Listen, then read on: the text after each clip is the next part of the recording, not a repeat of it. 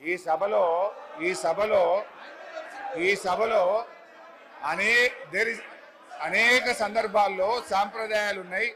చాలా సందర్భాల్లో కూడా స్పష్టంగా ఇదే శ్రీధర్ బాబు గారు, భట్టి గారు, మేము వెళ్ళే మినిస్టర్ అన్నప్పుడు క్వశ్చన్ అవర్లో సరైన సమాధానం రాలేదని మీరే అనేక సార్లు ఈ సభలో వాకౌట్ చేసిపోయారు. మీరు ప్రొటెస్ట్ చేసే అవకాశం ఇచ్చాం. సో నేను సార్, స్పీకర్ సార్, ఒకటే నిమిషంలో మా నిరసన చెప్పి బయటకు వెళ్ళిపోతాం. I don't want to waste the time.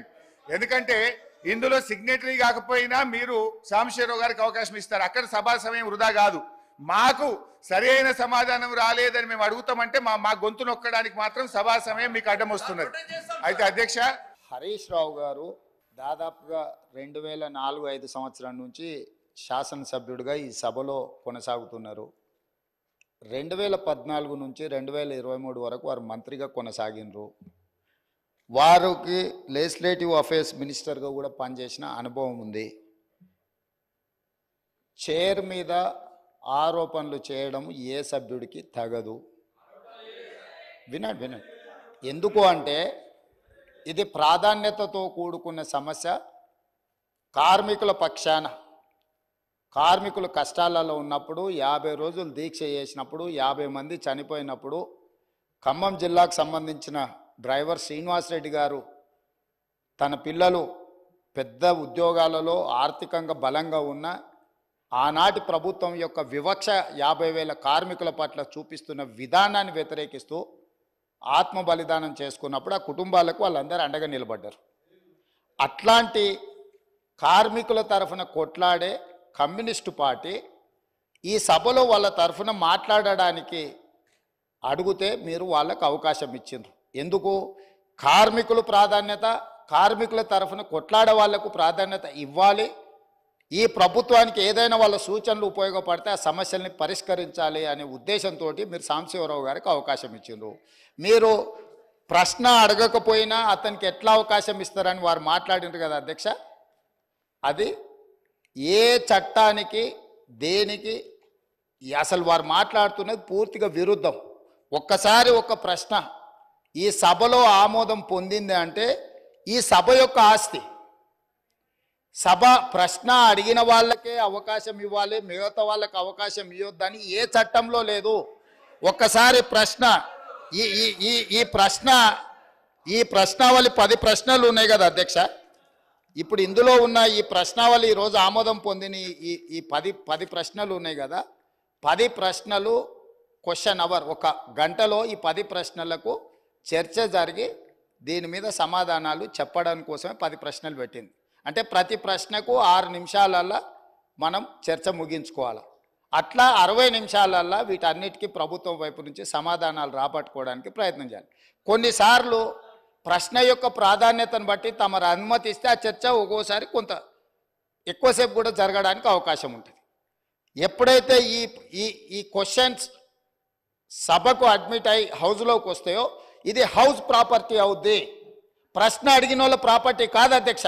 దయచేసి వారు 20 సంవత్సరాలు ప్రజాప్రతినిధిగా పనిచేసినని పదే జబ్బలు జరుచుకుంటారు కదా.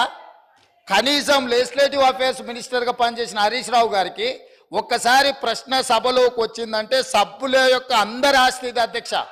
ఎవరికి మాట్లాడడానికి అవకాశం ఇవ్వాలనేది చైర్ యొక్క విచక్షణ అధికారం అధ్యక్ష. తమరు సాంబశివరావు గారికి అవకాశం ఇవ్వడాన్ని సభ్యుడు తప్పు పట్టడాన్ని 100% తప్పు. కాబట్టి వారు అట్లా మాట్లాడడాన్ని భవిష్యత్తులోనైనా సవరించుకోవాలి. అదేవిధంగా వారు పదే రూల్ బుక్ గురించి మాట్లాడుతున్నారు అధ్యక్ష. అదే రూల్ బుక్లో చాలాసార్లు వారు కోట్ చేసిర్రు. సభ్యులు చైర్ నొదిలి పోడియంలోకి వస్తే అదే రూల్ బుక్లో ఆ సభ్యులను బయటకు పంపించే ప్రొవిజన్ కూడా ఉంది అధ్యక్ష. తమరికి తెలుసు కదా అధ్యక్ష అది. కానీ మీరు అది ఉపయోగించలే. ఎందుకంటే ఈ సమస్య యొక్క ప్రాధాన్యత మీకు తెలుసు కాబట్టి వారు ఎంతసేపు అడిగినా దానికి ప్రభుత్వం వైపు నుంచి స్పష్టమైన సమాధానం ఇచ్చిండ్రు. ఆ సమాధానంతో వాళ్ళు సంతృప్తి చెందకపోవచ్చు. ఎందుకంటే 10 సంవత్సరాలు వాళ్ళు చేసిన తప్పులు ఈ ప్రభుత్వం కూడా చేయాలని వాళ్ళ కోరిక ఉండొచ్చు. కానీ ఈ ప్రభుత్వం ఒక నిర్దిష్టమైన ప్రణాళికతోని కార్మికులను ఆదుకోవాలని, ఆ సంస్థను బ్రతికించాలని, ఈరోజు ఆ సంస్థను ఆర్థికంగా బలోపేతం చేయాలి అని ఈరోజు అహర్నిశలు కృషి చేస్తుంటే వారు పదే వారి గతంలో ఆ కార్మిక శాఖకు గౌరవాధ్యక్షుడిగా ఉన్నారు. ఆనాటి ముఖ్యమంత్రికి ఈయనను ఎట్లా తొలగించాలనో అర్థం కాక ఆ కార్మిక సంఘాన్ని రద్దు చేసిండు. ఎందుకంటే ఈయన తొలగించాలంటే ఏం చేయాలనో తెలియక వాళ్ళ అంతర్గత సమస్యలు వాళ్ళ ఇష్టం, వాళ్ళ కుటుంబ సమస్యలు వాళ్ళు ఏమైనా కొట్లాడుకొని, కానీ ఆ కార్మిక సంఘాలనే రద్దు చేసింది వాళ్ళ అధ్యక్ష. అట్లాంటిది ఇప్పుడు మళ్ళీ మొదటికి వచ్చి పాత తప్పులన్నీ కప్పిపుచ్చుకోవడానికి ఈరోజు కొత్తగా ఈ ప్రభుత్వం మీద బురద జల్లి మంత్రి గారిని బుల్డోజ్ చేసే విధంగా మాట్లాడడం ఏమాత్రం సమంజసం కాదు అధ్యక్ష. చివరిగా నా సూచన ఒకటే సభ్యులందరికీ, ఎందుకంటే ఇక్కడ దాదాపుగా 119లో 60కి పైగా మొదటిసారి ఎన్నికైన సభ్యులు ఉన్నారు. ఆ సభ్యులు ఏమనుకుంటారు, వారు మాట్లాడింది విని? హరీష్ రావు గారికి 20 సంవత్సరాల అనుభవం ఉన్నది, ప్రశ్న వేసిన వాళ్ళే సప్లిమెంటరీ క్వశ్చన్స్ అడగాలనేమో అని ఈ సభ్యులందరూ కూడా తప్పుగా అర్థం చేసుకునే అవకాశం ఉంది. అందుకే మా నూతన సభ్యులకు నేను చెప్తున్నా, ఒక్కసారి క్వశ్చన్ హౌస్లో అడ్మిట్ అయిందంటే ఆ క్వశ్చన్ అనేది హౌస్ ప్రాపర్టీ. ఈ హౌస్లో ఏ సభ్యుడైనా కూడా సప్లిమెంటరీ క్వశ్చన్ అడగడానికి అవకాశం ఉంది. సప్లిమెంటరీ క్వశ్చన్ అడిగినప్పుడు స్పీకర్ అనుమతిస్తే ఎవరైనా మాట్లాడడానికి అవకాశం ఉంది. కాబట్టి మా నూతన సభ్యులకు కూడా నేను చెప్తున్నా, ప్రశ్న సభలోకి వచ్చిందంటే ఇది హౌస్ ప్రాపర్టీ. కాబట్టి సభను తప్పుదోవ పట్టించే ప్రయత్నం చేయొద్దని చెప్పి వారికి సూచన చేస్తున్నా అధ్యక్ష.